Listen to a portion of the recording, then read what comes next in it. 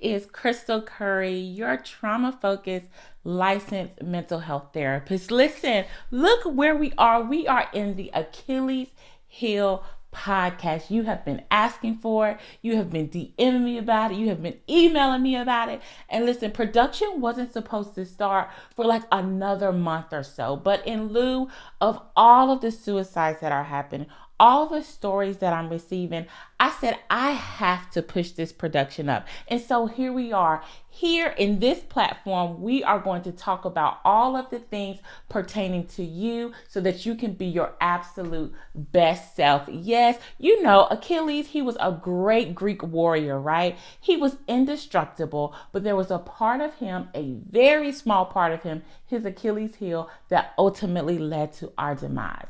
And I am all about helping people be their absolute best. I am not a motivational speaker. I am not a teacher. I am a regular person who happens to be really, really good at helping people heal. And that is what we're going to do on this platform, creating this safe space for you. And today, I want to start it off by talking about some of my favorite things to talk about, and that is emotional wounds, specifically the emotional wounds that are created during your childhood and how you carry them into your adulthood. Okay, so many people may say, all right, Crystal, what is an emotional wound? We hear about that all the time, okay? But think about like a physical scrape, a physical bruise, right? But think about it to your soul. Think about a bruise to your heart. Think about a bruise to your mind. That is what I'm referring to when I say an emotional wound, or when I say that you're wounded. And what happens is when life happens, because life starts lifing and life gets hard, those emotional wounds become agitated and they become aggravated. And we make decisions out of the wounds that we have, knowingly and unknowingly. And I wholeheartedly believe that if you have the knowledge to help you identify, to help you label your wounds, then I can help you heal those wounds. And that way you're making a decision not out of your feelings, not out of a hurt place, but out of wisdom and doing the best thing for you. All right, so let's get started. So today I'm specifically going to talk about 4 types of inner wounds that occur during your childhood, okay? And most often, these wounds occur because of our parents or our caregivers or the people who were responsible for protecting us, loving us, caring for us. Most often, sometimes, a lot of the times, they miss the mark, right? And as children, we adapt and we try to grow and we try to nurture our own wounded self. We do great to our best of our abilities, but then we become an adult and we realize, gosh, like, why can't I have like a successful, healthy relationship? Or why is my marriage going through these situations? Or why do I have all of these people around me, yet I feel alone? Why can't I be vulnerable? Why can't I trust anybody? These are the type of questions that come up when you're an adult and you have been wounded, emotionally wounded as a child. Okay, so let's talk about the first one. The first one is called the abandonment wound, right? And this is the wound that is left when you as a child felt like you were left. Maybe you felt like you were not even considered. Maybe your parents or the people responsible for you didn't care for you, give you the attention, or made you feel like you were important or like you could take up space, right? You often feel like you're left out. You have a fear of being left out. You really don't like to be alone. You like for people to be around you. COVID was really, really hard for you, especially if you're a single person and you live alone. The loneliness really, really gets to you. It can be quite devastating for some people.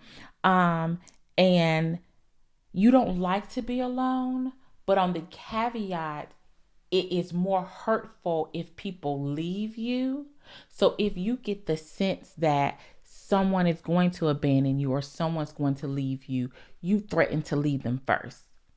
Because it'll hurt worse if you leave as opposed to if they leave you. Because the thought of someone leaving you again is absolutely devastating. This is what details an abandonment wound.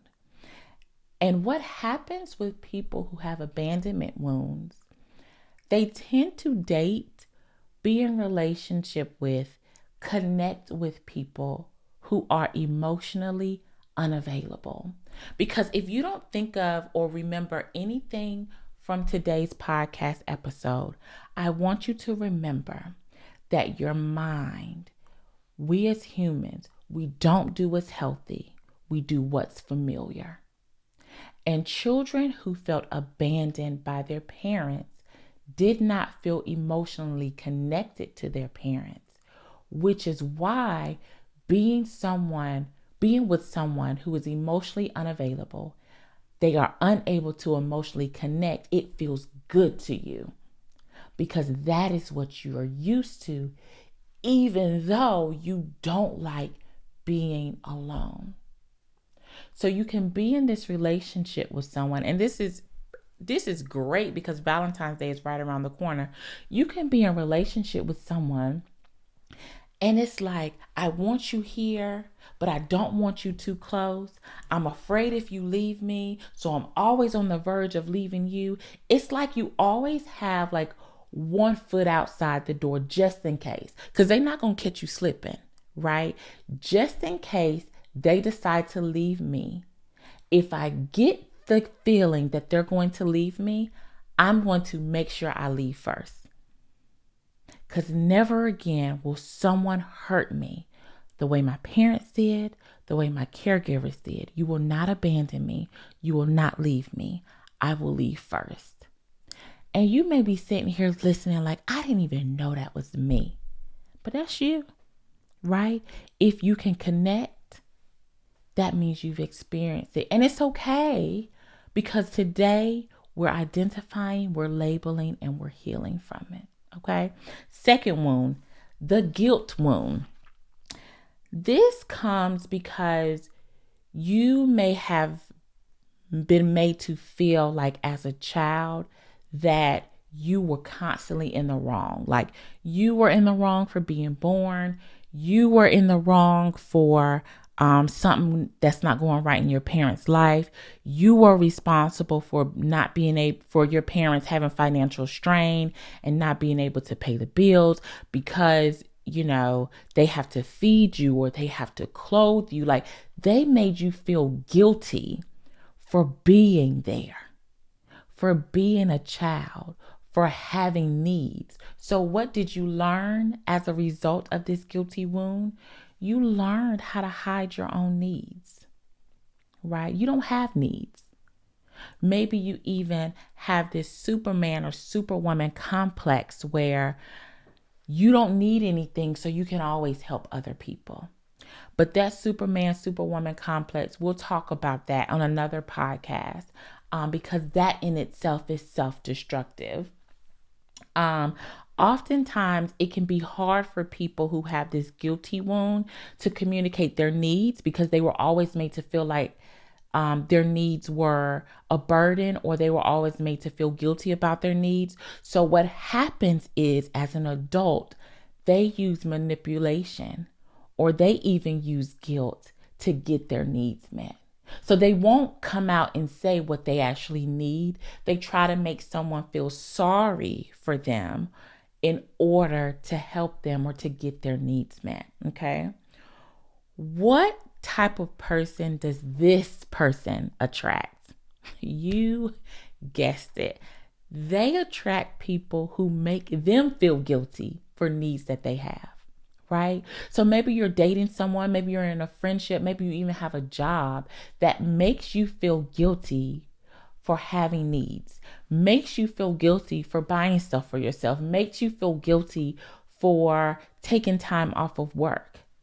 Remember, this is what you're used to, and this is why you've created this space for yourself.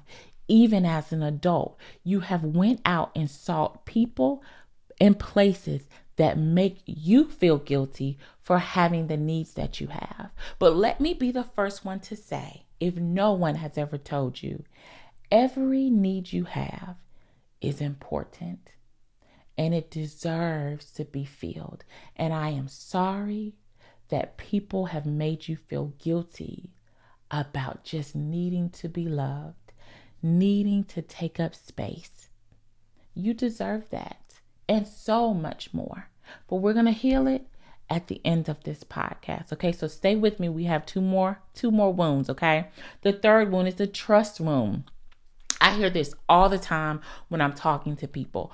So many people have the trust wound where the people, the caretakers, the parents, people who are responsible for caring for you, they violated your trust. They didn't do what they said they were going to do. They didn't show up when they said they were going to show up. They didn't follow through when they said they were going to follow through. You didn't even trust them as a child to truly take care of you. That's why you detached from them and tried to take care of yourself. That's why so many of us started working when we were 15 and 16, because we were so ready to grow up, get our own, get out of our parents' house. I'm going to touch on that, the 5 reasons why you grew up too fast. I'm going to touch on that on another podcast. But a lot of us were the result of having caregivers or parents that we did not trust. And as a result, we develop this trust wound where we don't trust anybody. It's to the point where I have to have you prove how much you love me in order for me to even trust that you love me. Let me give you an example. Say you're in a relationship with somebody, right? It's Valentine's Day, so Valentine's month, that's why I'm talking about relationships. And they say, I love you. I care about you. You need anything. You second guess if they really trust you because they didn't say, I think about you every day. You are the wind beneath my wings. You are the sun in the sky, the moon at night. There is nothing I can do without you. Snap, snap, snap, snap. Oh, let me count the ways. Because they didn't say it like that, you can't trust whether they love you or not. And I know, listen, it sounds crazy, but don't we do this, right?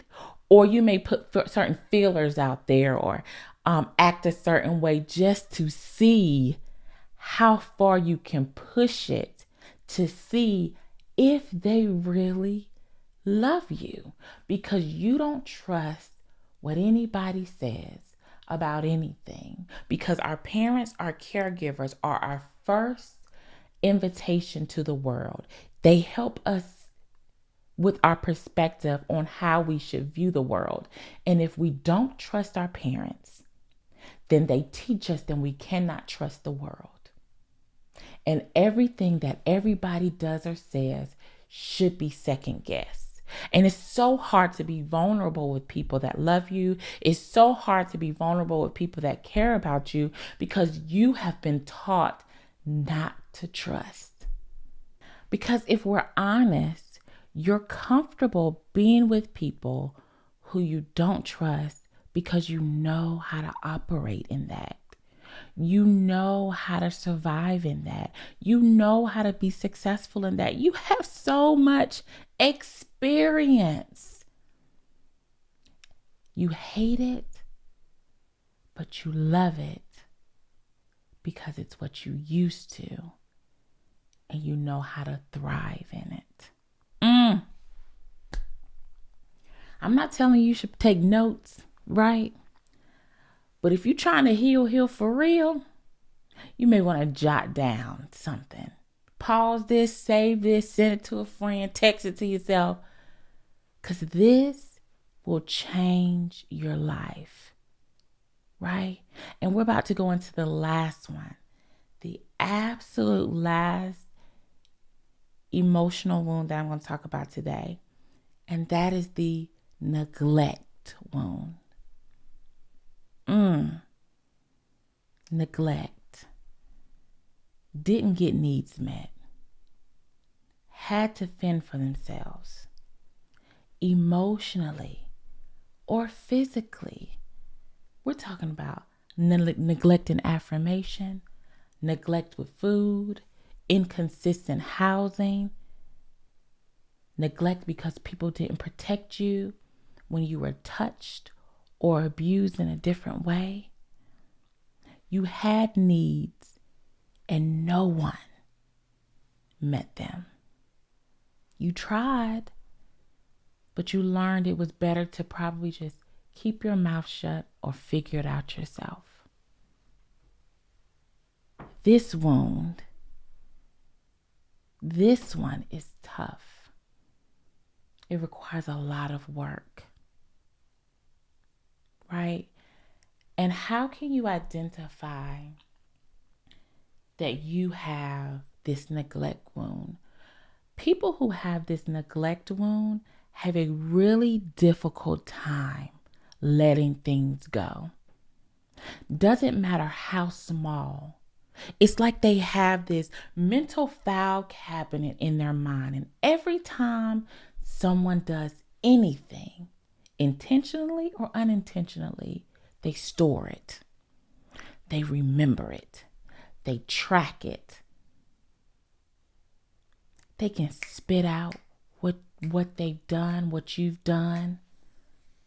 They keep a record of it. It's really, really hard for them to let things go. Is it you? Is it really hard for you to let things go? Are you really good at holding a grudge? Let me tell you something.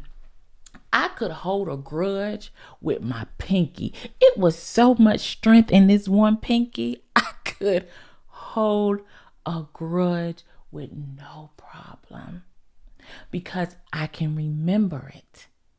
Because if I can remember it, then I'll know how to protect myself. And you will never have the opportunity to do what you did to me again, or you will never have the opportunity to be as close to me as you was. Because the file cabinet, the grudge, my inability to let things go is what I used to protect me. Because no one else protected me. They neglected me. I figured out how to do it myself. And that was keeping a record of wrongs. Wow. But also, you become very easily angered, agitated. Like your baseline for crap stuff, ain't dealing with it. Cut you off in a minute. Flick off, no problem. Shut it down. Karen ain't seen me, right? Always prepared for battle because no one was there to protect you. So I am always ready to protect myself because anger, even though it is its own emotion, it is a protector emotion and it rises up anytime I need to defend myself. It gives me energy. It makes my heart pump faster. It sends blood to all of my extremities and I am ready to defend myself at the drop of a dime because no one defended me. I was neglected. I never felt special, seen, heard. And it has impacted me so much that now I have a low self-worth. And I'm speaking in I because I need to speak the way that you speak to yourself. The thoughts that you have in the middle of the night when everything is quiet and nobody's around. This is what you say to yourself. I am unimportant. No one thought anything of me to protect me. I've always had to protect myself. I've always had to figure it out myself. I've always had to have a plan because I couldn't depend on anybody to help me. You were neglected. A child should never have to figure it out on their own. That's what parents are for. That's what caregivers are for. But some of your parents, some of your caregivers were busy, preoccupied, emotionally immature, and they failed. They mismanaged you. And here you are, 20 something, 30 something years old, battling with your worth, still dealing with the neglect that you experienced. You're always on the defensive, so it's hard for you to ever be vulnerable, for you to ever show this soft side that you have. It comes out, but you control it, right? You show it, but you dictate it. You determine when it comes out. You determine who gets as close as they get. You measure out your vulnerability rationally, right? In rations. Okay. But these people choose to be in relationships with people who don't make them feel seen or heard either. It's what you're used to. You want to be seen. You want to be heard. You want to feel important, but you don't even know how to operate in that. So you go out and pick someone who makes you feel comfortable in what you're used to. So here we are. We've gone through 4 wounds today. There's more, right? Another podcast episode, another day. We have neglect. We have trust.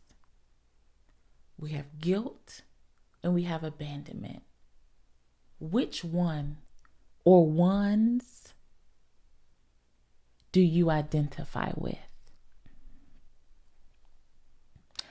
I would not be surprised if you said all.